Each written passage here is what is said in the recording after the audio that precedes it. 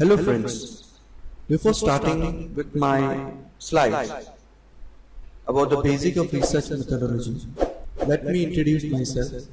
I am Mr. Sunai Sheikh and I basically am an assistant professor of SSR College of Arts, Commerce and Science and presently working as an HOD of MCOM department. Having completed my PhD from University of Mumbai just recently. Good evening friends. Today let's discuss about some of the basics of research methodology. Before proceeding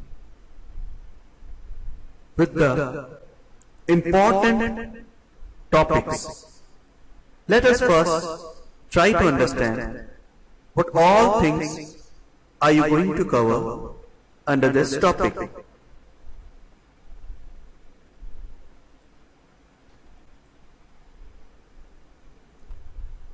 In this chapter, you will learn about some of the reasons for doing research, how research can be used to gather evidence to inform your practice, the applications of research, characteristics and requirement of the research process, types of research from the perspective of applications, objectives and inquiry modes, research paradigms. Research is undertaken within most professions. More than a set of skills, research is a way of thinking, examining critically the various aspects of your day-to-day professional work, understanding and formulating guiding principles that governs a particular procedure, and developing and testing new theories that contributes to the advancement of your practice and professions. It is a habit of questioning what you do and a systematic examinations of clinical observations to explain and find answers for what you perceive with a view to instituting appropriate changes for more effective professional service. Let us take some disciplines as examples. Suppose you are working in the field of health. You may be a front-line service provider, supervisor or health administrator. You may be in a hospital or working as an outreach community health worker. You may be a nurse, doctor, occupational therapist, physiotherapist, social worker or other paramedic. In any of these positions, some of the following questions may come to your mind. Or someone else may ask you for their answers. How many patients do I see every day? What are some of the most common conditions prevalent among my patients? What are the causes of these conditions? Why do some people have a particular conditions whether others do not? What are the health needs of the community? What are the benefits of this program to the community? How do I demonstrate the effectiveness of my service? Why do some people use the services while others do not? What do people think about the services? How satisfied are patients with the service? How effective is the service? How can the service be improved? You can add many other questions to the list. At times, it may be possible to ignore these questions because of the level at which you work. At other times, you may make an effort to find answers on your own initiative. Or sometimes, you may be required to obtain answers for effective administrations and planning.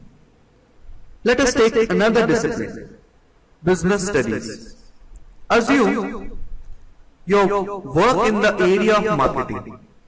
Again, you can work at different levels as a salesperson, sales manager, or sales promotion executive. The list of questions that may come to your mind can be endless. The type of questions and the need to find answers to them will vary with the level at which you work in the organization. You may just want to find out the monthly fluctuations in the sales of a particular product. Or you may be asked to develop and research and development strategic plan to compete for a greater share of the market for the product produced by your company. The list of the questions that may come to your mind could be endless. For example, what is the best strategy to promote the sales of a product, of a particular product? How many salespersons do I need? What is the effect of a particular advertising campaign on the sales of this product? How satisfied are the consumers with this product? How much are consumers prepared to spend on this product? What do consumers like or dislike about this product? What type of packaging do consumers prefer for this product? What training do the salesperson need to promote the sales of this product? What are the attributes of a good salesperson? To take a different example, let us assume that you work as a psychologist, counselor or social worker. While engaging in the helping process, you may ask yourself, or someone else may ask you, the following questions. What are my clients' most common presenting problems? What are the most common underlying problems? What is the socio-economic background of my clients? Why am I successful in certain cases and not in others? What resources are available in the community to help a client with a particular need? What interventions, strategies are appropriate for this problem? How satisfied are my client with my services? As a supervisor, administrator or manager of an agency, again different questions relating to effectiveness and efficiency of a service may come to your mind. For example, how many people are coming to my agencies? What are the socio-economic demographic characteristics of my client? How many cases in a day can a worker effectively handle? Why do some people use the service while others do not? How effective is the service? What are the most common needs of the clients who come to this agency? What are the strengths and weaknesses of the services? How satisfied are the clients with the service? How can I improve this service for my clients? As a professional, you might be interested in finding answers to theoretical questions such as, which is the most effective intervention for a particular problem? What causes X or what are the effects of Y? What is the relationship between two phenomena? How do I measure the self-esteem of my clients? How do I ascertain the validity of my questionnaire? What is the pattern of a program adoption in the community? Which is the best way of finding out community attitude towards an issue? Which is the best way to find out the effectiveness of a particular treatment? How can I select an unbiased sample? What is the best way to find out about the level of marriage satisfaction among my clients? In this age of consumerism, you cannot afford to ignore the consumer of a service.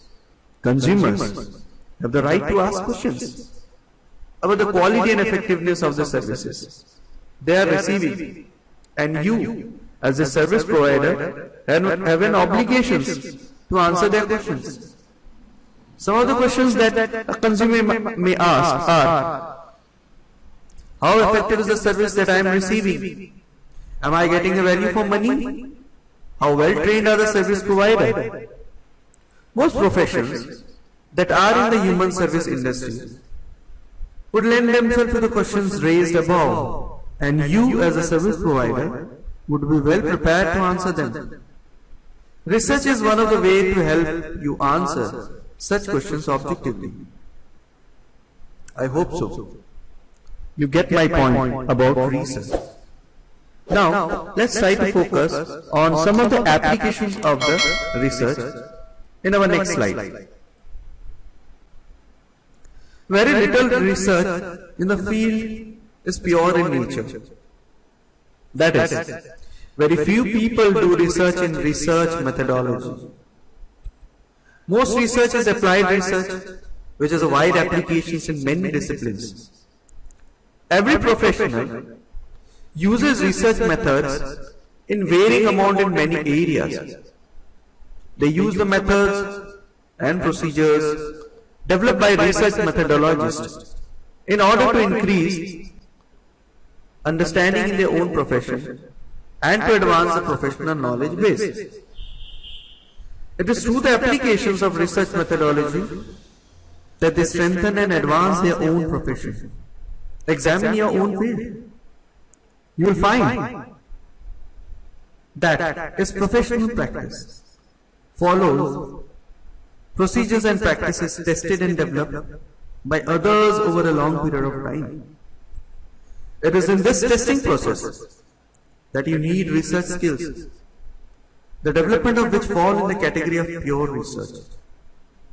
As a matter of fact, the validity of your findings entirely depends upon the soundness of the research methods and procedures adopted by you.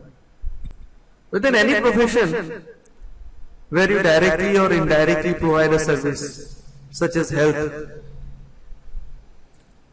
nursing, occupational therapy, physiotherapy, community health, health promotion and public health, again comes your education, psychology or social work. The application of research, it can be viewed from 4 different perspectives, which is being given onto the slide.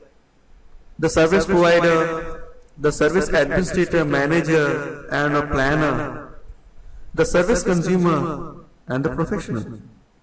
Though it is impossible to list all the issues in every discipline, this framework can be applied to most disciplines and situations in the humanities and the social sciences. You should be able to use this to identify, from the viewpoint of the above perspective, the possible issues in your own academic field where research technique can be used to find the answers.